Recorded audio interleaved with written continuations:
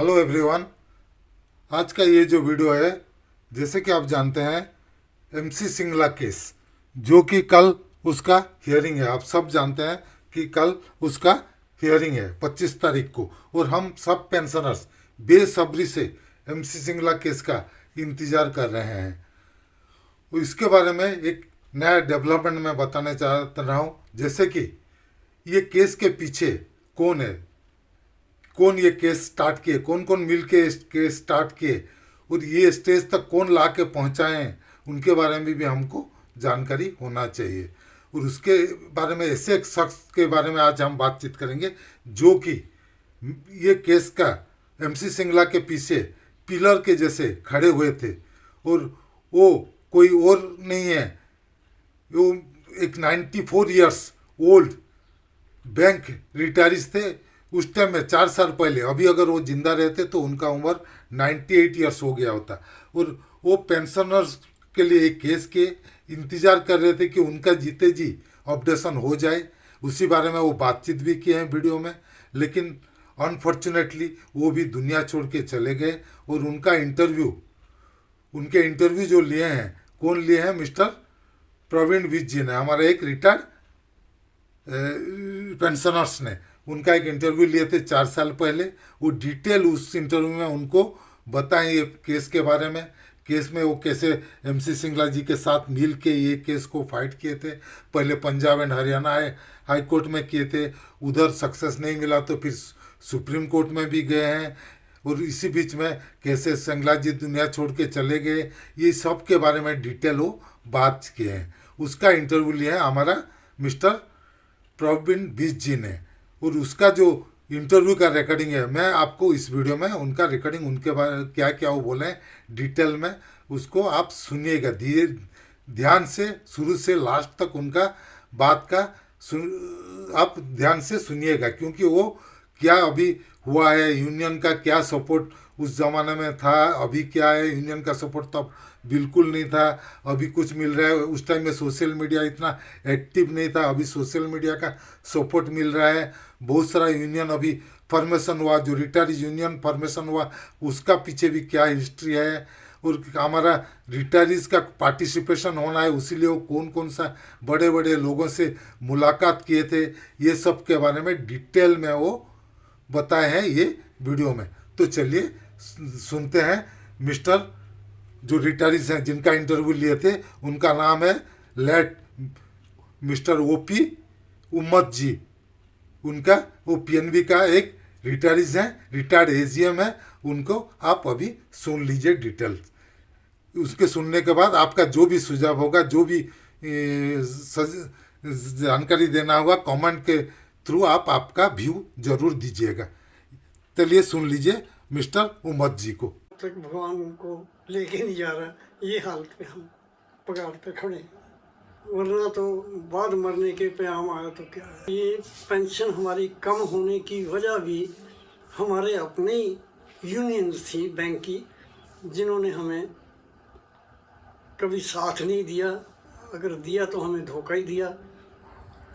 बीमार है, सिक अकाउंट है, इसको मैं खिचड़ी खिला सकता हूँ मगर वो कहता है, ये कहता है मेरे को पराठे खिलाओ। मैंने कहा पराठे खिलाए तो मर जाएगा तू, हमें भी मरवाएगा, आप भी मरेगा। तो इसलिए मैं आप इसको काम को नहीं कर सकता। हाँ, मैं उतना ही कर सकता हूँ कि जिससे ये जीवित रहे, हमारा भी काम चलता रहे। तो उन्होंने कहा कि भी आप उनके पास ही जाओ, मेरे ऊपर प्रेशर ही डाल। बहुत अच्छे, बहुत अच्छे। सर मुझे एक बात और याद आ रही है कि जब आपकी ज्वाइनिंग हुई थी बैंक में 45 में, तो आपकी बेसिक पे कितनी थी अंदाजा? हाँ, तो याद हो? उस समय 55 रुपये थी। 55 रुपये थी। 30 रुपये डियरनेस अलाउंस, ओके। 85 रुपये थी। और जब ये लास्ट के अंदर आप आए, जब आप रिटायरमेंट हुई, आपके शायद 89 में रिटायरमेंट हुई, तो उस टाइम बेसिक पे क्या बनी? 5500 एजीएम था, स्केल 5 में, सॉरी। और आपकी जो बेसिक पेंशन आप कितनी ड्रा कर रहे हैं? बेसिक पेंशन 2750 साथ में उसके ऊपर डीए मिलता है। डीए मिलता है, डीए बस चल रहा है। हाँ जी। वो भी जब मैंने रिटायर हुआ था तो उस समय ये पेंशन की स्कीम नहीं थी। हाँ जी।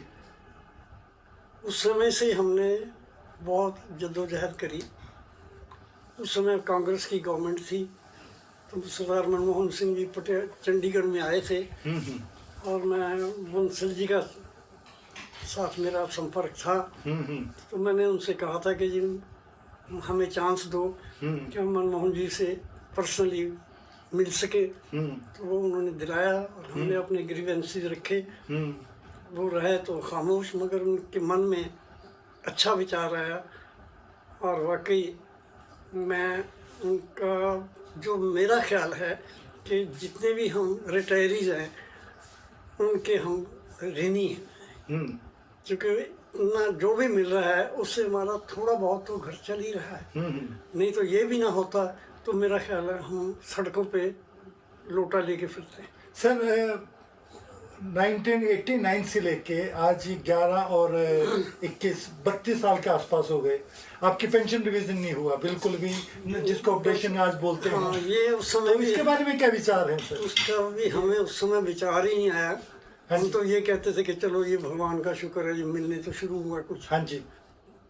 फिर बहुत जद्दोजहद कर रहे थे हम। मेरा वैसे शुरू से ही माइंड था कि भी मैं भी कुछ रिटायरीज के जैसा आपका विचार है। मैं हमेशा तकरीबन कभी प्रेसिडेंट, कभी यहाँ लोकल भी यूनिट बनाए, फिर बाहर भी एफिलिएशन दी, तो उनके मैं साथ में इस प्रसंग में बातचीत करता रहा। बहुत जद्दोजहद करते रहे, मगर कभी आशा मिली, कभी नहीं मिली। फिर कोर्ट में भी गए। हाँ, मुझे याद है, मुझे बतलाया कि आप सुप्रीम कोर्ट तक पहुंचे थे, वहाँ पे कोई जजमेंट भी आई थी, वहाँ फेवर में भी हुई थी कुछ, और फिर भी बैंकों ने उसको लागू नहीं किया आज तक। मगर बस वो जो परसू कर रहे थे ना हमारे, हाँ जी, जिनको हाँ जी। मैंने ये काम सौंपा था, हाँ जी। श्री सिंगला जी, हाँ जी, MC सिंगला जी। MC सिंगला हाँ जी, जी। उनका स्वर्गवास हो गया। हाँ जी। तो उसको फिर परसू कोई इतना कर नहीं सका, किसी भी एसोसिएशन ने नहीं किया। हाँ, कर नहीं सका कोई परस्यू भी। नहीं किया, और वो मामला एक बार खत्म हो गया। हाँ, वो बल्कि पहले हमने चंडीगढ़ हाई कोर्ट में लगाया था केस, फिर हम सुप्रीम कोर्ट में ले गए। यहाँ से हमें निराशा हुई। अगर वो केस परसू हो जाता, मगर इतनी मेहनत जो उन्होंने करी थी, मेहनत वो कोई कर नहीं पाया। इसलिए सर मेरे को आज अपडेट मिला है कि वो जो आपका सुप्रीम कोर्ट का डिसीजन था वो दोबारा से एक्टिवेट हो गया है, उसके ऊपर भी शायद कोई निर्णय आए। इस दौरान में काफ़ी प्रोग्रेस दिखाई दे रही है, काफ़ी लोगों के विचार आ रहे हैं, मीडिया में भी आ रहा है कि पेंशन अपडेशन पे काम चल रहा है, फैमिली पेंशन के ऊपर काम चल रहा है। तो आपको क्या लगता है कि ऐसा है कि जब हम काम कर रहे थे उस समय मीडिया इतना नहीं था। हाँ जी। मगर ये अब हमारी खुशकिस्मती है कि हमें मीडिया की भी बड़ी हेल्प मिल रही है और लोगों के अंदर जागृति बहुत आ गई। हाँ जी। एसोसिएशन बहुत बड़ी बड़ी बन गई। हाँ जी। तो उसकी वजह से हम कुछ आगे बढ़ रहे हैं। हाँ जी। बल्कि मैं एक पर्सनल बात आपसे बताऊं, मैंने बंसल जी से हम जाते थे 4-5 आदमी उनके पास, जब वो फाइनेंस मिनिस्टर भी थे, तो उनसे हमने कहा था कि ये हमें भी जो बात बाईपार्टाइट होती है उसमें हम रिप्रेजेंटेशन हमारा हाँ, होना होना चाहिए। चाहिए। हाँ जी। तो उन्होंने हमें सजेशन दिया कि भी आप पहले तो कोई ऐसी प्लेटफॉर्म बनाओ जहाँ से आवाज़ उठे, और फिर इतनी आवाज़ उठाओ कि हम सोचें हाँ जी। कि इनको भी रिप्रेजेंटेशन देना चाहिए। तो मैंने बहुत सारे दोस्तों से बात करी और आज मेरे को बहुत खुशी है कि बहुत बड़ी बड़ी एसोसिएशन बन गई और हमारी बहुत अच्छी अप्रोच हो गई गवर्नमेंट के लेवल पे भी और एम्प्लॉइज़ के लेवल पे भी। हमारी बात फाइनेंस मिनिस्टर तक पहुंच चुकी है, फाइनेंस मिनिस्टर से प्राइम मिनिस्टर तक भी पहुंच चुकी है। ऐसा है, और लेकिन इम्प्लीमेंट कब होगा ये नहीं मालूम, ये नहीं पता, किसी को नहीं मालूम। मगर अब आशा ज़रूर बनती है, मगर अभी तक तो आशा ही आशा चल रही है।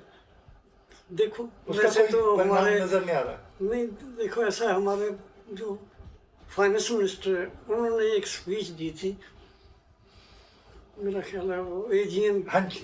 की आईबीए की AGM मीटिंग के अंदर। हाँ जी। डेट मेरे याद नहीं कुछ मगर लगभग 8 महीने पुरानी बात है। हाँ, तो उसमें उन्होंने बहुत अच्छी स्टेटमेंट दी थी और बहुत ही हमें खुशी हुई थी कि उसने कहा कि भी यहाँ भी अपडेशन आरओपी की तरह होनी चाहिए, जो OROP की तरह, OR आर्मी की तरह। हाँ। हाँ आर्मी की तरह। ये जो पुराने आदमी हैं, जो बहुत ओल्ड स्टाफ है, रिटायरिंग हैं, उनका बहुत इस समय अच्छी हालत नहीं है, उनको बहुत कम पेंशन मिल रही है। और ये पेंशन हमारी कम होने की वजह भी हमारे अपने यूनियंस थी बैंक की, जिन्होंने हमें कभी साथ नहीं दिया, अगर दिया तो हमें धोखा ही दिया। उस वजह से हम बहुत पीछे रह गए। जैसे मैं 1998 में रिटायर हुआ, 93-94 से पेंशन लगी, हाँ जी। मगर कुछ देर के बाद हमारा जो डीए था इन्होंने खुद ही घटा दिया। जो बाईपार्टेट में हमारे लीडर बैठे थे, उससे में आज तक हम बहुत पीछे हैं।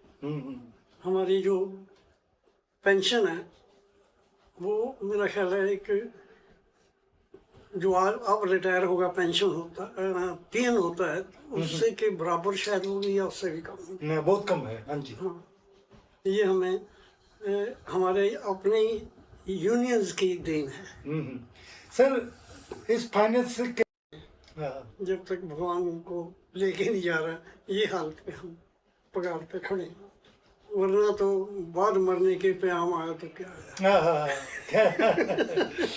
सरकार को कुछ संदेश देना चाहेंगे आम पब्लिक को सरकार को कि हमारी स्थिति के बारे में कुछ? मैं निवेदन करूंगा सरकार से कि वो हमें इस समय हमारी पुकार सुने और हमारी जो अपडेशन की रिवीजन है उसको जल्दी से जल्दी कर दें, ताकि हम लोग कुछ देर जाते जाते इनका भी धन्यवाद करके जाएंगे और अपना जीवन अच्छी तरह से व्यतीत कर सकें जो बाकी हैं।